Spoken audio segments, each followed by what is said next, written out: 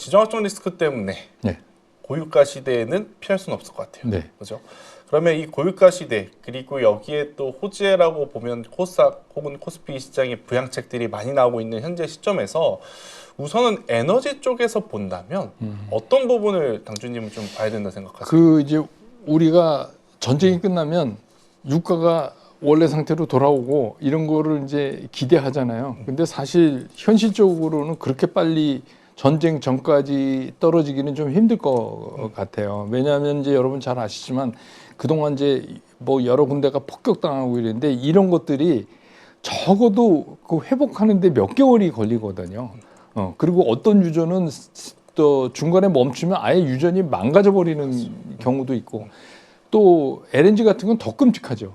그거는 뭐 영하 막 160도 막 이런 데서 하는 거기 때문에 잠깐 멈추면 그 타격이 엄청나게 큰데 지금 이제 막 멈추고 있고 안 멈춰도 그런 사고가 안 날 정도의 최대한의 감산을 지금 하고 있는 거거든요. 페르시아만에 있는 그런 이제 산유국들이. 그렇기 때문에 우리가 이제 뭐 전쟁이 끝나면 바로 돌아간다 이렇게는 생각할 수 없어요. 다만 여기는 시장이기 때문에 그 유가 오른다에 이제 걸었던 세력들이 있잖아요. 그러니까 이제 그 현실은 그렇지만 가격은 또 그렇지가 않은 특징이 있어요. 그러니까 여기는 시장이기 때문에 오른다에 걸었던 세력들이 전쟁이 이제 끝나는 쪽으로 급격히 진행이 되면 바로 리커버를 들어올 거거든요. 그렇기 때문에 이제 우리가 생각했던 생각보다 빨리 유가는 떨어질 수가 있겠죠. 그렇지만 이제 이게 본격적으로 우리가 늘 말하는 유가 얼마야라고 얘기하는 게 떨어지려면 상당한 시간이 필요할 거다. 그래서 이제 뭐 어쩔 수 없이 우리가 이제 다른 대체 수단을 이번에 이제 특히 우리 일본 이거 고민이 많을 거예요. 우리가 이제 이렇게 언제까지 이 중동에서 이 에너지를 이러다 야 이번에 보니까 쟤네들이 잠그니까 우리 꼼짝도 못하네. 그러니까 이제 다른 것들을 자꾸 생각을 할 수밖에 없는 상황. 그게 이제 어떻게 보면 에너지 믹스인데 에너지 믹스가 옛날에는 뭐 친환경 뭐 이런 것 때문에 얘기가 되다가 이제는 이게 리스크 해치가 돼버렸어요. 국가 리스크 해치하는 차원에서 에너지 믹스는 꼭 가져가야 된다. 이거 안 했다가 큰일 난다. 이런 생각을 이제 가져오기 때문에 그 얘기는 뭐냐면 그런 에너지 믹스에 해당되는 섹터들의 움직임도 우리가 이제 좀 살펴볼 필요가 있다. 그러면 이제 대체 에너지, 네. 신재생 에너지라고 우리가 흔히 부르잖아요. 뭐 2차 전지도 있는데 이거는 논외로 쳐야 되는 것 같고 네. 원전, 태양광, 풍력, 네. 뭐 최근에 보면 뭐 SFC라고 불리는 네. 것들도 있는데 당주님이 보시기에는 그러면 어떤 쪽이 가장 유리해 보이세요? 그 이제 이런 거죠. 그 어떤 것도 유리하거나 불리하거나 이런 건 아니에요. 왜냐하면 에너지 믹스라고 하는 거는 진짜 리스크를 해치하기 위해서 이렇게 섞을 수밖에 없는 거니까. 근데 이제 가장 말하자면 그 경제적으로 효율성을 따진다면 원전을 빼고 얘기할 수는 없죠. 당장 우리만 해도 원전 가동률 높인다고 지금 얘기하고 있고 이번에 중동 문제 터지니까 전 세계가 다 특히 이제 최근에 SMR 같은 경우는 과거에 우리가 생각했던 대형 그 원전하고 상당히 다른 쪽을 길을 가고 있기 때문에 그런 쪽에 신경을 쓸 테고 태양광도 이제는 우리 이렇게 막 산등성이 까갖고 거기다가 판넬 놔서 하던 거는 이제 완전히 좀 고전적인 태양광이 그렇죠. 돼버렸어요. 이제 우주 태양광 얘기를 하기 시작을 맞아요. 했거든요. 근데 그게 처음 얘기 나올 때 먼 것 같지만 사실 그게 그렇게 먼 일도 아니거든요. 그리고 또 현존하는 기술로 그렇게 까마득한 그런 것도 아니고 그러니까 이제 그런 태양광, 풍력 뭐 이런 것들은 우리가 신경을 안 쓸 수가 없어요. 그래서 이런 것들에 관련된 거, 그 다음에 뭐 이제 요새 고체 산업을 얘기하는 뭐 그게 천정 수소를 이용한 뭐 그 전기를 이제 또 발생하는, 그러니까 이런 다각적인 방법이 전부 동원될 수밖에 없는 거다. 그러니까 각각의 그런 섹터별로 다 시장에서는 움직일 가능성이 상당히 있다. 이렇게 이제 늘 신경을 쓰시는 게 좋을 것 같아요. 에너지 부분은 그런 측면에서. 그러니까 최근에 또 원전주 보면 원래는 우리가 두산에너빌리티를 가장 네. 앞단에 세웠고 대원전으로 보면 현대건설을 네. 이제 뒷단에 세웠는데 대우건설까지 요새 올라와요. 네. 이게 이제 원전이 대세라서 그런 건지 아니면 대우건설이 뭔가 업황이 좀 나아진 게 있는 건지. 그 이제 건설에는 그 호재가 이렇게 여러 개가 겹쳐 있어요. 사실 내용을 파보면 건설 섹터에. 건설 섹터에. 네. 근데 이제 중소형 건설 말고 큰 건설들, 그러니까 현대건설 최근에 이제 대우가 현대보다 속도가 빠르지만 현대도 그렇고 대우도 그렇고 우리가 이제 그 메이저로 꼽는 뭐 GS도 있고. 예, 그런 건설사들이 그렇게 되는 이유는 뭐냐면 첫 번째는 지금 말씀하신 것처럼 이제 원전을 우리도 원전 줄이자 그러다가 가만 생각해 보니까 야 이거 안 되겠는데 이러면 우리도 다시 원전을 복귀한다든가 아니면 더 짓는다거나 또 SMR 같은 거를 한다거나 뭐 이제 그런 방법을 쓰게 되면 자연스럽게 대형 건설사가 동원될 수밖에 없어요. 그걸 중소형 건설사가 질 수가 없잖아요. 노하우도 없고. 그러니까 현대 같은 경우는 이미 노하우가 상당히 축적돼 있는 회사니까 그런 거 하나가 있고 두 번째는 뭐냐면 주택 공급이에요. 정부가 부동산 찾겠다.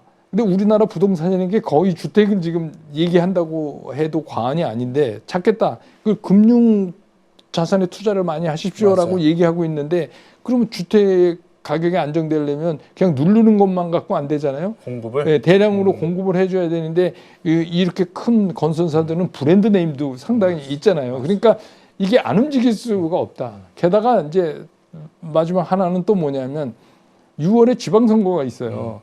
그렇기 때문에 각종 지역별 인프라가 엄청나게 시작될 겁니다.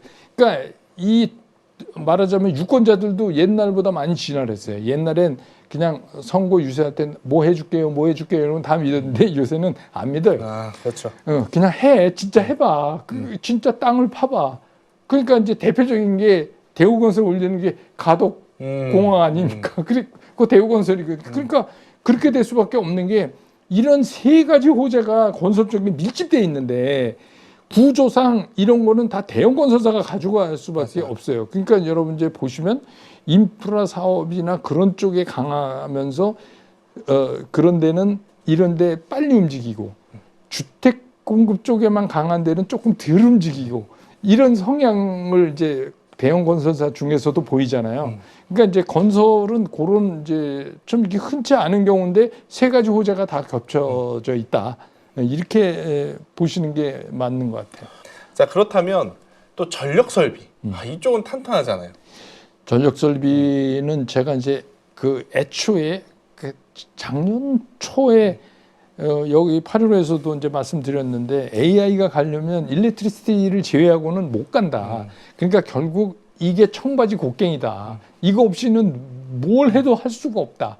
근데 이제 아시지만 지금 미국 같은 경우도 이게 큰일 난 거 아니에요.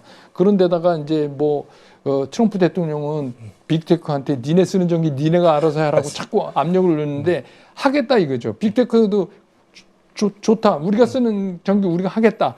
근데 그냥 발전소만 만든다고 이게 해결되는 게 아니거든요. 그러면 여기 이제 전력 설비들이 들어가야 되잖아요. 그러니까 이제 뭐 대표적인 게 변압기, 전선, 뭐 수배전, 뭐 케이블, 뭐. 이런 것들이 다 들어가야 되는 건데 이거를 사실 우리나라를 능가할 수 나라가 없어요. 그러니까 멕시코가 상당히 많이 미국에 넣는데 그 중에 80%가 차이나에서 만들어서 이게 라벨 가리한 거거든요. 그러니까 그 미국도 알죠. 그리고 이제 거기서 실제로 쓰는 업자들이 더 빨리 알죠. 그래서 사실 관세가 부과되고 이러는 과정에서도 그쪽에서 상당히 많이 물어줬다고 업계 관계자한테 제가 들었어요. 그러니까 전력 설비는 미국에 있는 회사 우리가 내줄게, 우리가 관세 내줄게. 좀 빨리 납비만 맞춰주라. 이렇게 이제 그 정도로. 예, 그 정도로. 얘기를 이제 하고 있다는 거죠. 더군다나 이제 어저께인가요? 뉴스에 한번 나왔죠.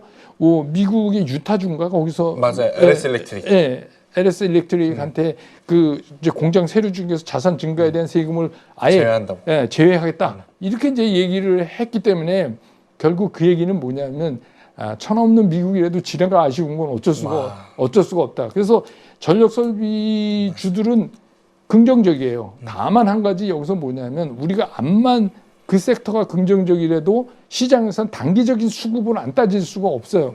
근데 이제 단기적으로 많이 끌고 올라왔기 때문에 지금은 이제 그런 말하자면 그 수급의 교체 과정을 겪고 있다. 근데 이제 조금씩 살아나는 것 같아요. 그래서 신규 투자자들이 많이 들어오면서 이제 조금씩, 그리고 이제 올해에 대한 기대는 역시 실적 기대는 좋을 거니까 이제 그런 측면에서 전력 설비를 보신다면 미국에서 마켓시어는 계속 증가할 거라고 보여요. 네. 자, 그러면 코스닥 종목군들을 많이 가지고 있을 우리 또 구독자분들 혹은 많은 개미 투자자분들에게 코스닥 종목은 이렇게 대응하세요라고 만약 당주님의 시각을 네. 알려주신다면 어떤 그러니까 전략이 지금은 가장 필요할까요? 변하지 않는 거는 이런 게 있어요. 그럼 우리가 주식 시장에서 어떤 종목을 사느냐? 첫째, 지금 돈을 벌고 있느냐? 두 번째, 앞으로도 벌 것 같냐? 이 두 개가 확인돼야 돼요. 그러니까 지금은 잘 못 보는데 앞으로 벌 것 같아. 이거 좀 부족해요. 근데 지금도 못 벌고 앞으로도 못 볼 것 같아. 최악이죠. 이런 거는 근처에도 가면 안 되죠. 그러니까 그 얘기는 뭐냐면 우리가 좋은 주식을 고르는 방법은 코스피건 코스닥이건 변화가 없다. 다만 그렇게 해서 만들어진 대상의 종목을 아무 때나 사면 안 되잖아요. 그러니까 매매 타이밍이라는 게 중요하잖아요. 매매 타이밍이라는 거는 뭐냐면 단기적으로 수급이 붙어야 돼요. 그래서 우리가 제일 느끼기 일반 투자가 제일 느끼기 좋은 지구가 뭐냐면 10일 이동 평균의 기울기예요. 10일 이동 평균이 우상향으로 플래트 아니면 밑으로 처지다가 딱 드는 순간 이게 이제 수급이 살아난, 그건 뭐냐면 2주 평균 아니에요. 네, 그러니까 그게 살아난다고 보시면 돼요. 그러니까 앞에서 말씀드린 대로 돈을 벌고 있고 앞으로도 벌 것 같은 종목들을 대상으로 매매 타이밍을 잡을 때는 반드시 수급이 살아나는 걸 확인해야 된다. 그렇게 하면 코스닥도 별로 다를 게 없다. 그런 생각이 듭니다. 참 이게 시장이 올라갈 때는 아무 생각이 안 들다가 네. 이게 변동성을 보이니까 참 많은 고민이 생기는 것 같습니다. 그래도 오늘 1부에서는 에너지 관련한 어떤 대응과 그리고 반도체 산업, 그리고 2부에서는 그래서 에너지주를 본다면 어디 쪽으로 볼 것인가, 그리고 코스닥에 대한 전략을 굉장히 자세하게 들어볼 수 있었던 시간인 것 같습니다. 오늘 우리에게 굉장히 좋은 인사이트 주신 백만개미 한세구 당주님은 여기서 이만 인사드리도록 하겠습니다. 감사합니다. 고맙습니다. 안녕하세요, 이건입니다. 올해 주식시장 정말 말들이 많습니다. 이럴 때일수록 개별 종목도 중요하지만 시장의 흐름을 파악하는 것이 더 중요합니다. 단기 이슈나 테마에 흔들리시면 매번 같은 실수만 반복하게 됩니다. 따라서 가치평가라는 것은 느낌에 의존하기보다는 명확한 기준과 공식으로 만들어져야 합니다. 그래서 저는 여러분의 계좌를 평생 지켜줄 검증된 투자 원칙을 정리했습니다. 532 법칙을 기반으로 돈이 몰리는 섹터가 어디인지, 저평가 기업을 선별하는 기준은 무엇인지, 손실을 줄이고 수익을 높여줄 기계적 수익화 루틴까지 여러분들이 궁금해하셨던 제 기준의 핵심을 알려드리겠습니다. 주식은 도박이 아니라 확률입니다. 감에 의존하는 95%의 개미를 이기는 단 5%의 필승 공식으로 더 이상 불안한 투자는 하지 마세요. 원칙으로 이기는 투자 8주 완성반에서는 여러분들과 함께 주 4회 집중적인 교육이 진행됩니다. 투자 기법을 알려드리는 이론 강의뿐 아니라 배운 원칙을 바로 적용할 수 있는 실전 중심의 라이브 수업까지 준비되어 있습니다. 딱 2달만 집중하세요. 8주가 끝나면 시장이 흔들려도 뉴스가 쏟아져도 투자가 쉬워집니다. 위험이 도사리는 이번 시장에서 살아남기 위한 최선의 방법, 저 이건희와 함께라면 꾸준히 성장하는 계좌를 만들 수 있습니다. 원칙으로 이기는 투자 지금 시작하세요.